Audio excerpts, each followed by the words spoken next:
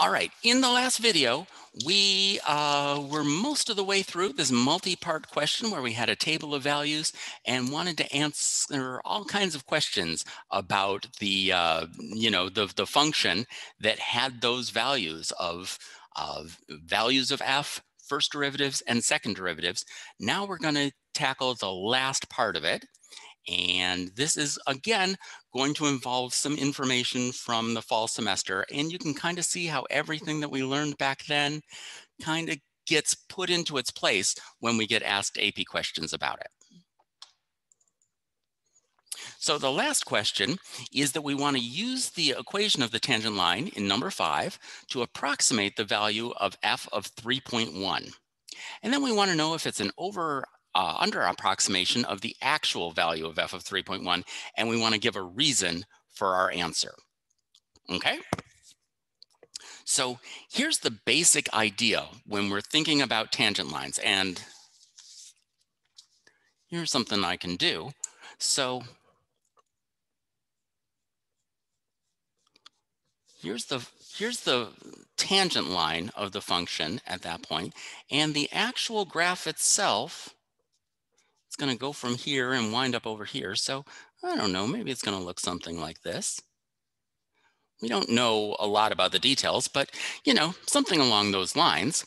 And so we want to know what f of 3.1 is. We want to know what this point is. And the idea is we don't know that because we don't know the function f to be able to do that. But what we can do is we can calculate the value of the derivative. We can, because we calculated the equation of this tangent line. So here's the tangent line when x is 3.1, and that's going to be a pretty good estimate because the line, if we really zoomed in on this line, it would look like this straight line whose equation we did know. All right, I hope that didn't sound too complicated, because the way we're actually going to solve this is going to be super easy. And all that was just an explanation of why we're going to do that. All we need to do is 3.1 is going to be our x value. We need to feed this into the tangent line equation. So f of 3.1 is going to be approximately equal to 3 times 3.1 minus 8. All right, and so that's approximately, well, that's totally equal to 9.3 minus 8, which is equal to 1.3. Okay, so 1.3 is going to be our estimate for f of 3.1. I don't know if it's true or not, but since this tangent line is going to be a good approximation of the curve at values near 3, and since 3.1 is pretty near 3, this is going to be at least a fairly good estimate. Now, the last question they're asking is whether this is an over or under approximation. And to figure that out, let's take a look at this graph. And up to this point, I've put in the first derivative information, and I've put in the value of f information. Remember, the value of the function at these different values of x are where these points are. And these lines that I drew in are the first derivatives, which are the slope lines. Now remember, the second derivative tells us whether the function is concave up or concave down. And concave up and concave down is going to give us a little bit more information to finish having kind of the nicest graph we can come up with, only knowing the behavior of the function at these 5 points. So here, the second derivative at -3 is -1. So that's a negative number. When the second derivative is negative, that means the function is concave down, which means that the function is going to be, I don't know, maybe something like this. All right, so it's going through this point, it's nearly this slope, and it's concave down. At -1, the second derivative is 0. So here the function is neither concave up nor concave down. It's switching from one to the other. So I don't know, maybe it looks like this a little bit. All right, because remember, it's got a slope of 1 because that's our first derivative, and it's switching between being concave up and concave down. So it's got to be concave down on this side and concave up on this side. The second derivative at 1 is positive 2. So here the function is concave up. So here the function looks, I don't know, maybe something like that. Sorry.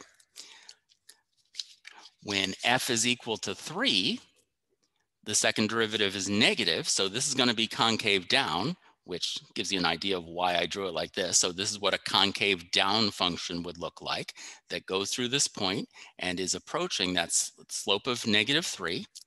And here we've got a slope of negative 2. Yeah, negative 2 is maybe a little bit more like that. And a second derivative of negative 1. So this is also concave down. All right, so with that information all in mind, I can kind of graph this function in a little bit of extra detail. So now, not only am I connecting the dots, but I'm connecting the first and second derivative information.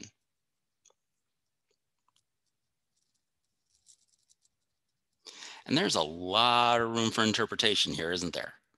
But don't let that frighten you.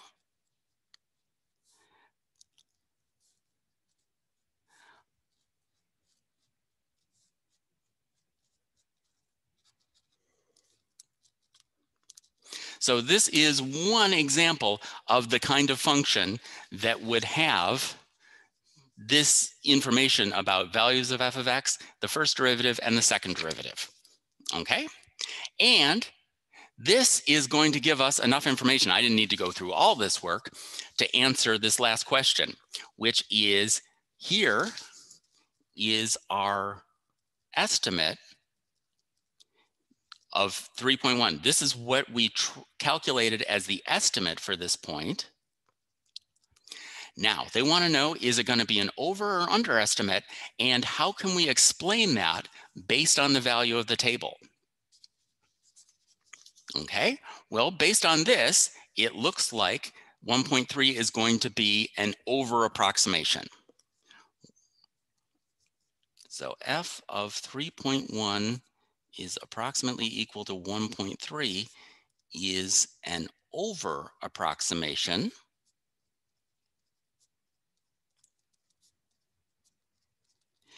And based on the information that we took out of this table in order to create this graph, what do you think is the item in this table that's going to let me give a justification for that answer?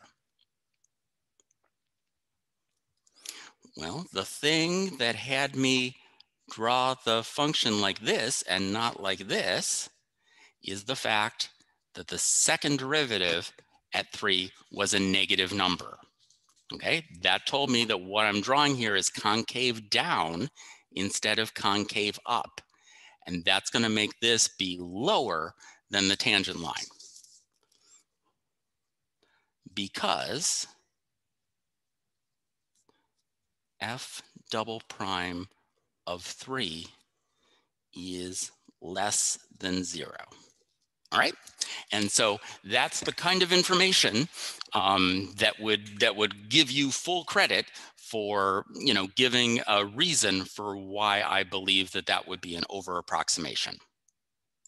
Okay, as I said at the beginning of this problem, when we're solving problems like that, we wouldn't have a piece of graph paper available for us to kind of sketch out the graph like that. So we'd either have to imagine it in our minds or kind of sketch it on a scrap sheet of paper or something like that. But even if we do that, we need to give explanations that are based on the data and not on the sketch that we drew.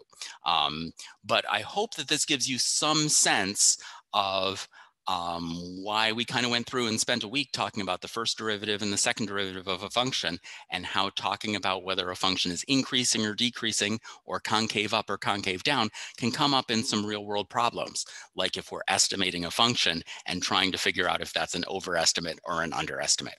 I think this gives you enough information in the last batch of videos that you're going to be able to do the homework. Watch over these last 2 batches of videos where we did the graph with the quarter circle and the triangles and rectangles, and this whole function, and that should give you some guidance on how to do the back page of the homework.